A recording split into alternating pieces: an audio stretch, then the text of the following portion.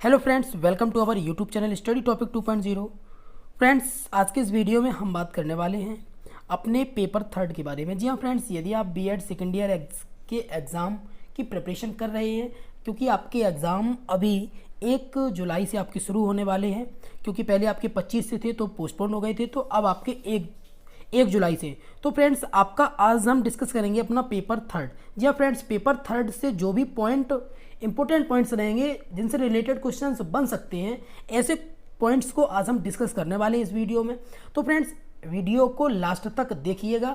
यदि आपको आपका अगर टाइम ज़्यादा नहीं है तब आप 2x स्पीड पर भी देख सकते हैं, लेकिन वीडियो को लास्ट तक और पूरा देखिएगा, क्योंकि हो सकता है कि किसी भी पॉइंट से कहीं से भी कुछ भी आपसे पूछा जा सकता है। तो फ्रेंड्स, अगर आप चैनल पर नए हैं तो चैनल को सब्सक्राइब कर लीजिए। और आज का ये वन लाइनर आपका वन शॉट रहने वाला है, और आज हम अपने इसमें 60 पॉइंट, जी हाँ फ्रेंड्स, हम 60 पॉइंट इसमें डिस्कस करने वाले हैं। आप देख सकते हैं कि हम इसमें अपने 60 पॉइंट डिस्कस करने वाले हैं। 60 पॉइंट आपके ये मोस्ट इंपॉर्टेंट रहेंगे एग्जाम के पॉइंट ऑफ व्यू से। तो चलिए फ्रेंड्स, सबसे पहले हम अपने आज के सेशन को शुरुआत कर लेते हैं। थोड़ा सा वीडियो लंबा रहेगा, लेकिन आपको सारी डिटेल्स यहाँ मिल जाएगी।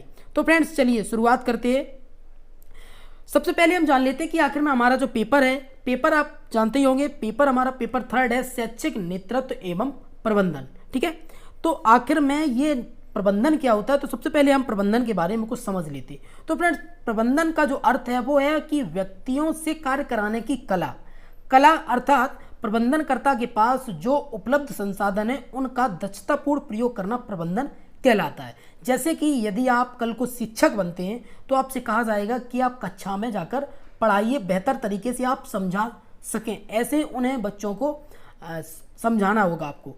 तो आपको जो वहाँ जो संसाधन हैं उन्हीं संसाधन से आपको काम करना है अपना, और अपनी सारी चीज़ें मैनेज करनी है। जो मैनेज करना है वही आपका प्रबंधन कहलाता है। आप अपने कार्य को एक दक्ष तरीके से उन बच्चों के सामने प्रस्तुत कर सके।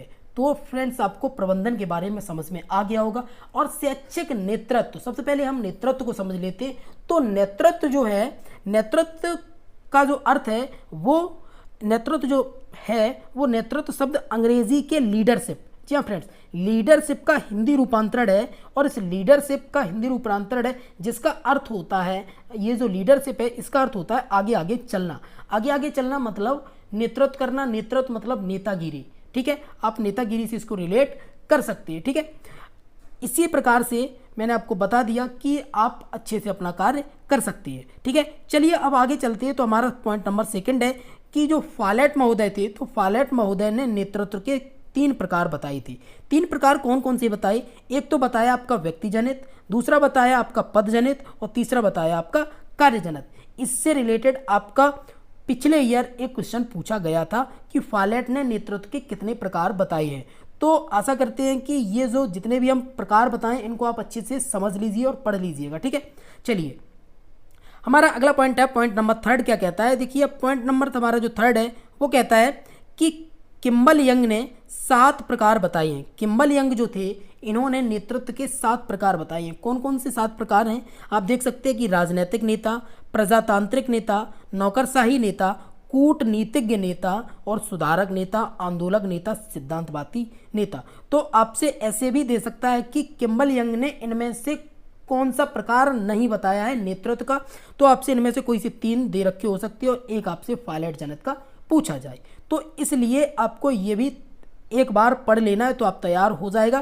प्लस आपको ये याद रखना है कि किम्बल यंग ने नेतृत्व के कितने प्रकार बताए, तो किम्बल यंग ने नेतृत्व के 7 प्रकार बताए थे। ठीक है, चलिए हमारा अगला पॉइंट आता है, हमारा पॉइंट नंबर 4 क्या कहता है कि एक बॉगार्ट्स महोदय थे। बॉगार्ट्स महोदय ने नेतृत्व के 5 प्रकार बताए। ठीक है, जो नेता था उसे 5 भागों में विभाजित किया। कौन कौन से 5 भाग थे वो हम यहाँ देख लेते हैं। देखिए, आपका एक है प्रत्यक्ष या अप्रत्यक्ष, एक है आपका सापेक्ष वैज्ञानिक नेता, तीसरा है आपका सामाजिक अधिशासी तथा मानसिकता नेता, चौथा है आपका पैगंबर संत विशेषज्ञ तथा मालिक नेता, पांचवा है आपका स्वेच्छाकारी करिश्माई पैतृक या प्रजातांत्रिक नेता है। तो इस तरीके के बॉगार्ट्स ने 5 वर्गों में विभाजित किया है नेता को। ठीक है, अगला हमारा आता है मान्यता के आधार पर। आखिर में मान्यता के आधार पर नेतृत्व को कितने भागों में बांटा गया, तो मान्यता के आधार पर नेतृत्व को 3 भागों में बांटा गया। कौन कौन से 3 भाग है? एक है आपका स्वतः नियुक्त, एक है समूह द्वारा नियुक्त और एक है कार्यकारिणी द्वारा नियुक्त। मतलब मान्यता का मतलब है कि हम कैसे माने, यही एक तरीके की। कुछ लोग तो ऐसे होते हैं कि स्वयं को ही अपना नेता मान लेते हैं, तो कुछ स्वतः नियुक्त होते हैं, ठीक है। कुछ होते हैं समूह द्वारा, मतलब उनका एक समूह होता है जो खड़ा करता है। आपने देखा होगा कि जैसे कि प्रधानी का चुनाव होता है तो गांव के लोग सपोर्ट करते हैं, ठीक है। तो इसी तरीके का आपका समूह द्वारा। एक होता है कार्यकारिणी द्वारा, मतलब जो आपकी कार्यकारिणी बनी हुई है इसके द्वारा कोई एक नियुक्त कर दिया जाता है।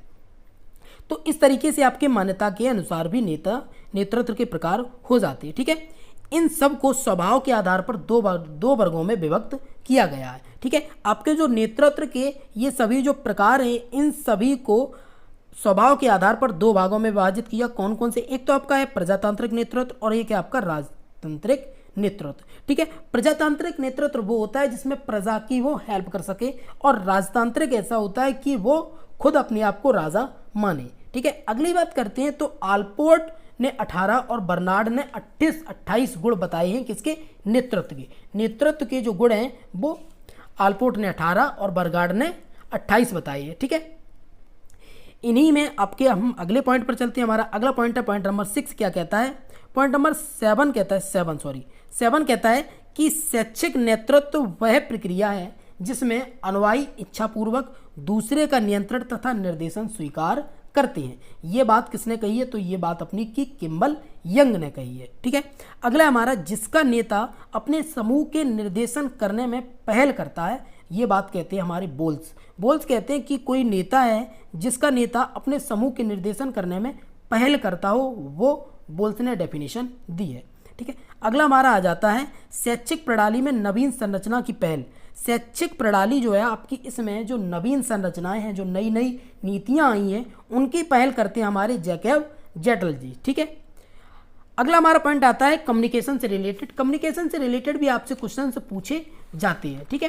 लेकिन उससे पहले हम आपको एक चीज और बताएंगे। आपसे क्वेश्चन इस तरीके का पूछा जा सकता है कि आकस्मिकता से आपके क्वेश्चन बन जाते हैं कि जो आपका आकस्मिकता नेतृत्व होता है, ये जो दिखाई देता है आखिर में, इस आकस्मिकता सिद्धांत जो है, जो नेतृत्व का है, आखिर में इसका प्रतिपादक कौन है, ये किसने दिया? तो ये आपका फ्रेड फील्डर ने दिया है, ठीक है। और अगला हमारा आता है बरूम यत्तोन निर्णय सिद्धांत, ठीक है।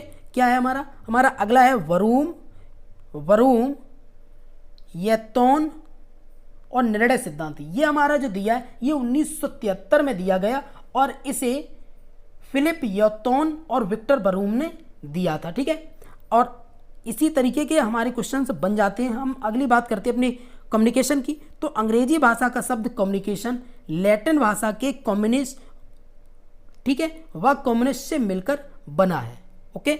हमारा आगे आता है कि संप्रेषण। आखिर में ये संप्रेषण क्या है? तो संप्रेषण आप देख सकते हैं कि संप्रेषण जो है वो संप्रेषण आपका द्विमार्गी प्रक्रिया है। इससे पहले मैंने आपको एक वीडियो में सारा कुछ समझा दिया था कि संप्रेषण आपको बिल्कुल से अच्छी तरीके से मैंने एक आपका सेशन स्पेशली दिया होगा। आप देख सकते हैं कि वीडियो प्लेलिस्ट में जाएंगे तो आपको वहां मिल जाएगा। जो संप्रेषण है वो आपका द्विमार्गी प्रक्रिया होता है, ठीक है। और संप्रेषण आपका सार्वभौमिक भी होता है, साथ में आपका संप्रेषण सार्वभौमिक होता है। संप्रेषण के 4 एस में आता है। संप्रेषण जो है वो उसके 4 एस होते हैं। कौन कौन से? एक तो आपका होता है शॉर्टनेस, दूसरा होता है सिंप्लिसिटी, तीसरा होता है स्प्रेड और चौथा होता है सिंसियरिटी, ठीक है। तो संप्रेषण के 4 एस आते हैं। अगला हमारा पॉइंट नंबर 13 क्या कहता है कि संचार संगठन को दृढ़ बना सकता है अथवा विनाश कर सकता है। संचार जो है वो संगठन को या तो दृढ़ बना सकता है या उसको बिल्कुल से विनाश कर सकता है। ये बात हमारे कह रहे हैं चार्ल्स ई रेडफील्ड जी कहते हैं। रेडफील्ड आप समझ सकते हैं, रेडफील्ड मतलब लाल का मतलब खतरा, खतरे का मतलब विनाश कर सकते हैं, ठीक है।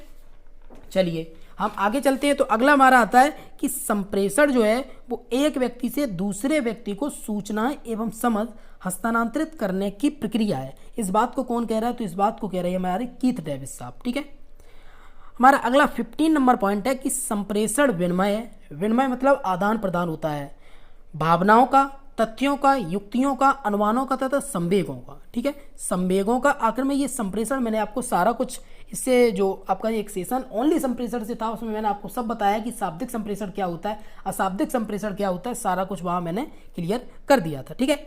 अगले हम पॉइंट पे चलते हैं। पॉइंट नंबर हमारा 16 क्या कहता है, क्योंकि आपको भी कुछ ज़्यादा फिजूल की चीज़ नहीं सुन रही हैं तो आप अच्छे से सुनिएगा। विद्यालय में मुख्य रूप से 3 प्रशासनिक स्तर होते हैं। प्रशासन के जो स्तर हैं वो आपके 3 होते हैं, क्योंकि आपका पेपर भी इसी से रिलेटेड है। तो आपके जो प्रशासनिक स्तर 3 होते हैं कौन कौन से? एक तो आपका प्रशासक होता है जिसे हम प्रधानाचार्य भी कहते हैं, एक आपका शिक्षक होता है और तीसरा आपका होता है छात्र। ठीक है, अगली डेफिनेशन एक है कि क्रिस्टोफर, जो हमारे क्रिस्टोफर हैं, इन्होंने अध्यापक तथा प्राचार्य के आपसी संबंधों के विकास के संबंध में 10 सूत्रों का प्रतिपादन किया।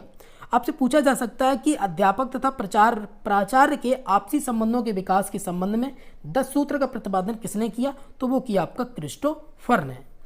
हमारा अगला पॉइंट आता है, पॉइंट नंबर 18 क्या कहता है कि साधारणता प्रणाली को एक सम्मिश्रण माना जा सकता है जिसके उपतंत्र परस्पर क्रिया करते हैं। ये बात कह रही है हमारे ग्रिफिथ्स जी। ठीक है, ग्रिफिथ्स जी इस बात को कहते हैं। अगला हमारा ग्रिफिथ्स से रिलेटेड है। ग्रिफिथ्स ने बहु लघुतंत्र एक कल्पित विद्यालय तंत्र की व्याख्या की है। जो ग्रिफिथ्स थे इन्होंने एक कल्पित विद्यालय तंत्र की व्याख्या की थी, जिसे हम बहु लघु तंत्र भी कहते हैं। अगला हमारा आता है पोस्ट कॉर्ब। आखिर में ये क्या है? ये जो पोस्ट कॉर्ब है इसका प्रतिपादक आपका गुलिक ने किया। पोस्ट कॉर्ब की आपसे डेफिनेशंस नहीं, मीन्स इसकी फुल फॉर्म भी पूछी जा सकती है। तो जो आपका पोस्ट कॉर्ब रहता है, POSDCORB P for planning, O for organising, S for staffing, D for direct, C for coordinating, R for reporting और आपका B फॉर बजटिंग। ठीक है, इस तरीके से आपका बन जाता है ये पोस्ट कॉर्ब। का प्रतिपादन किसने किया? तो गुलिक ने किया। आपसे डायरेक्ट भी पूछा जाएगा। अगला हमारा मैक्स वेबर ने इसे नौकरशाही की प्रशासनिक संस्था का एक रूप माना है। किसने? मैक्स वेबर ने। ठीक है, अगला हमारा है 21 नंबर का पॉइंट है। 21 नंबर का पॉइंट कहता है कि एडमिनिस्ट्रेशन जो है ये लैटिन भाषा के एड एवं मिनिस्टर से मिलकर बना हुआ है। ठीक है, एडमिनिस्ट्रेशन आपका एड एवं मिनिस्टर्स 2 शब्दों से मिलकर बना हुआ है।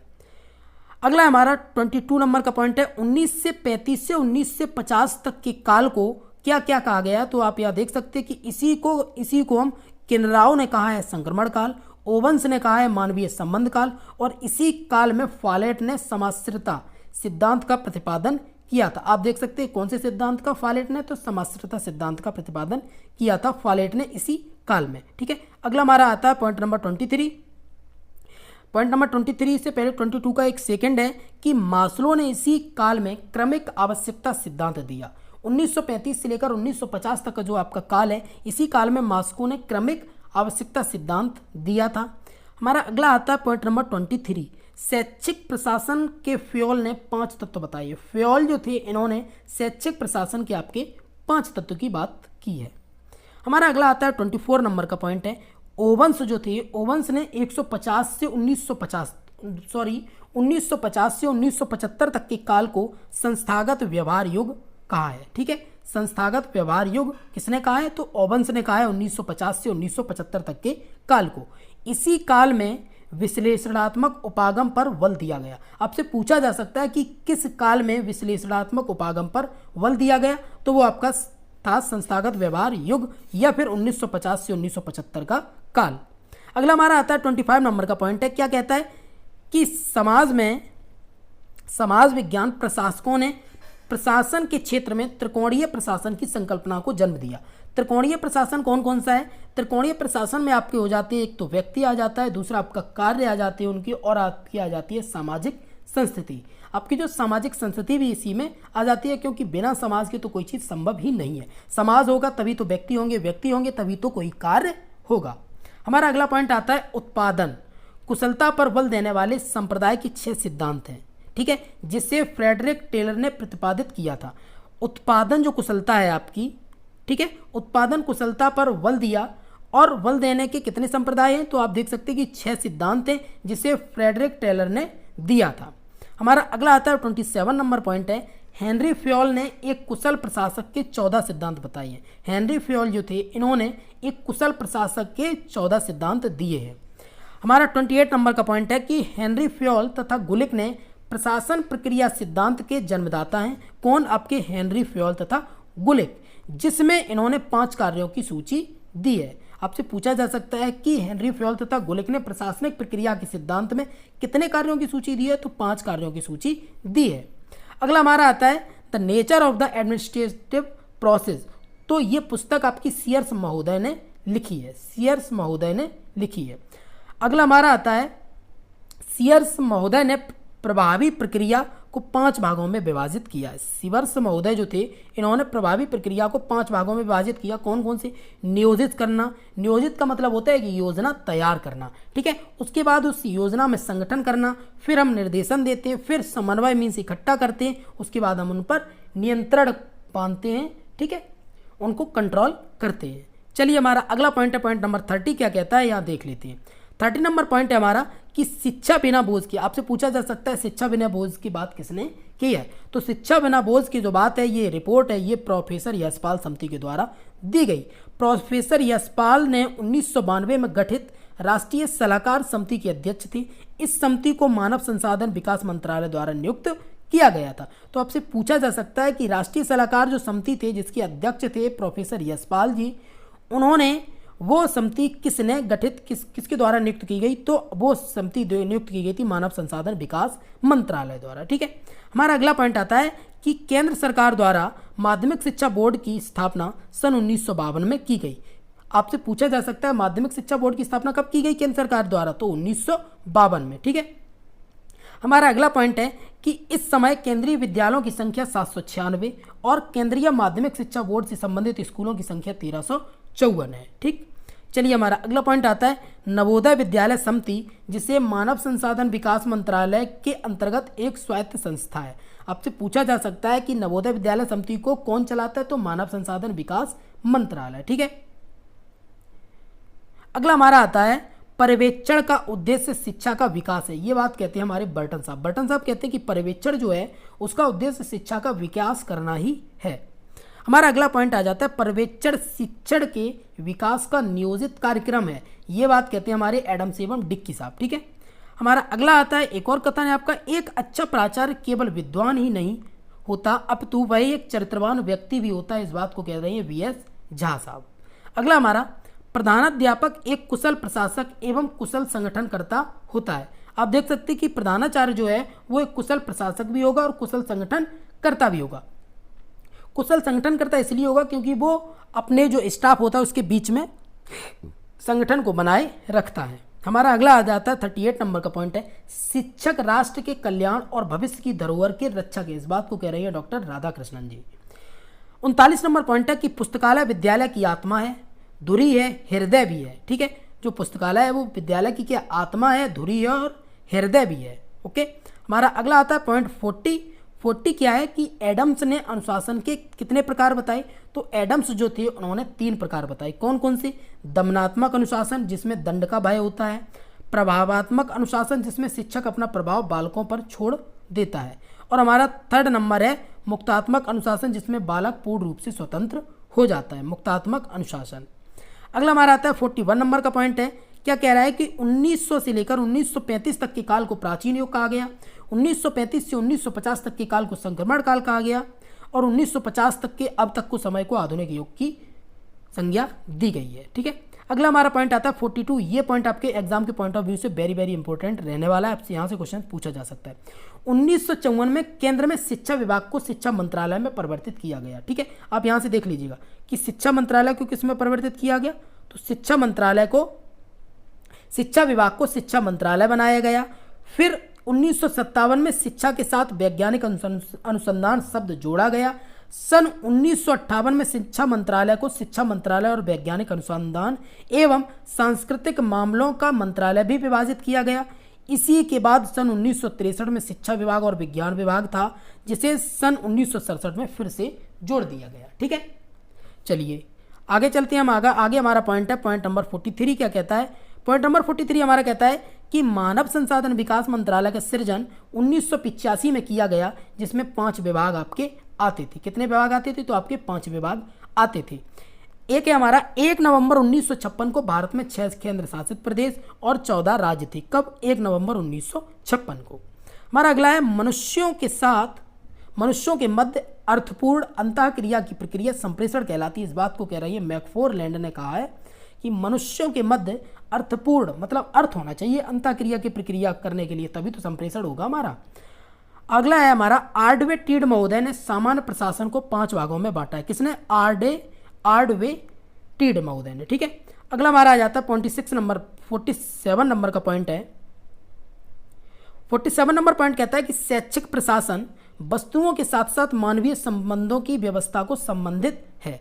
जो शैक्षिक प्रशासन है वो वस्तुओं के साथ साथ मानवीय संबंधों की व्यवस्था से भी संबंधित है। इस बात को कह रहे हैं हमारे SN मुखर्जी साहब। ठीक है, आपको ये वीडियो 2x स्पीड पर भी देख सकते हैं, नो प्रॉब्लम। लूथर गुलिक ने प्रशासन के 6 कार्य बताए। जो लूथर गुलिक थे उन्होंने प्रशासन कितने कार्य बताए, तो 6 प्रकार कार्य बताइए। सॉरी, JB सीयर्स के अनुसार शैक्षिक प्रशासन के 5 कार्य हैं। JB सीयर्स जो आपके हैं, JCB सीयर्स, इन्होंने शैक्षिक प्रशासन के 5 कार्य बताए हैं। अगला हमारा डाइट का मुख्य कार्य अध्यापकों की गुणवत्ता में वृद्धि करना है। ठीक है, डाइट आप समझ सकते हैं। पर्यवेक्षण का उद्देश्य शिक्षण का विकास है, ये बात बर्टन कह रहे हैं। और विद्यालय एक विशिष्ट पर्यावरण है, इसे जॉन डीवी ने कहा है। अगला हमारा आ जाता है प्रबंधन को गतिशील और जीवनदायक तत्व, पीटर F ड्रकर ने माना है। किसी प्रबंधन को गतिशील और जीवनदायक तत्व।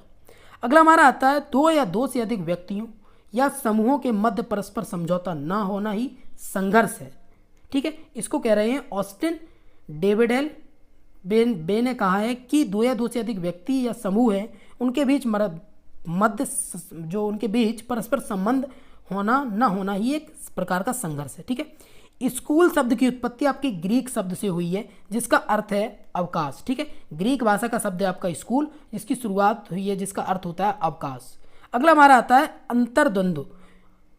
3 प्रकार के होते हैं। कौन कौन से? कार्य अंतर्द्वंद्व, संबंधात्मक अंतर्द्वंद्व और प्रक्रियात्मक अंतर्द्वंद्व। ठीक है, अगला हमारा आ जाता है 57 नंबर का पॉइंट है कक्षा प्रबंधन के 4 आयाम हैं। कक्षा प्रबंधन है उसके आपके कितने आयाम हैं? 4 आयाम हैं। और प्रबंधन के 3 प्रकार हैं। कौन कौन से? शीर्ष स्तर का प्रबंधन, मध्य स्तर का प्रबंधन और निम्न स्तर का प्रबंधन। तो प्रबंधन के कितने स्तर हैं? तो आपके 3 स्तर हैं। ठीक है, अगला हमारा आ जाता है स्कूल प्रबंधन के अंतर्गत 2 तत्व हैं। कौन कौन से? एक तो आपका मानवीय प्रबंधन है और दूसरा आपका भौतिक प्रबंधन है।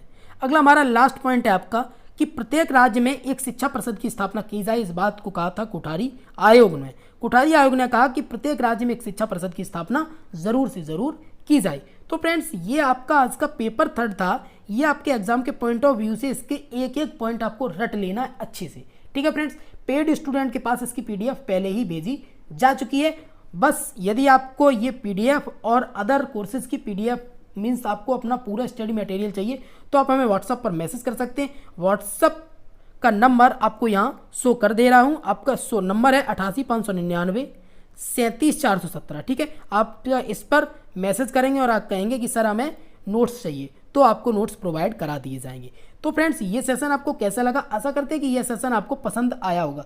फ्रेंड्स, जल्दी से हम पेपर 4 को भी लेकर आएंगे, उसके बाद हम आपके कुछ MCQs भी लेकर आएंगे। ठीक है फ्रेंड्स, तो चलिए हम मिलते हैं अपने एक नए वीडियो में नए किसी टॉपिक के साथ। अगर आप चैनल पर नए हैं तो चैनल को सब्सक्राइब जरूर कर लीजिए, वीडियो को लाइक कर दीजिए, अपने दोस्तों में शेयर कर दीजिए जिससे उनकी भी हेल्प हो जाए। और प्लीज़ वीडियो को पूरा देखिएगा, बेशक 2x स्पीड पर देखिएगा, क्योंकि किसी भी पॉइंट को अगर आपने मिस कर दिया तो हो सकता है कि आपका वही पॉइंट एग्जाम में देखने को मिल जाए। एक सबसे महत्वपूर्ण बात बताएं कि आपको अगर एग्जाम पास करना है तो आपको अपनी बुद्धि से कुछ तो करना होगा, क्योंकि उसमें कुछ क्वेश्चंस ऐसे आएंगे। लगभग आपके टोटल पेपर्स की बात करें तो लगभग 100 क्वेश्चन ऐसे होंगे जो आप अपने दिमाग से सिर्फ सोच समझ कर ही कर सकते हैं। ठीक है फ्रेंड्स, चलिए मिलते हैं अगले वीडियो में और बहुत जल्दी एक वीडियो अच्छी सी लेकर आएंगे जिसमें आपको एग्जाम से रिलेटेड रहेगी। तो चलिए मिलते हैं अगली वीडियो में, तब तक के लिए नमस्कार, bye bye and take care.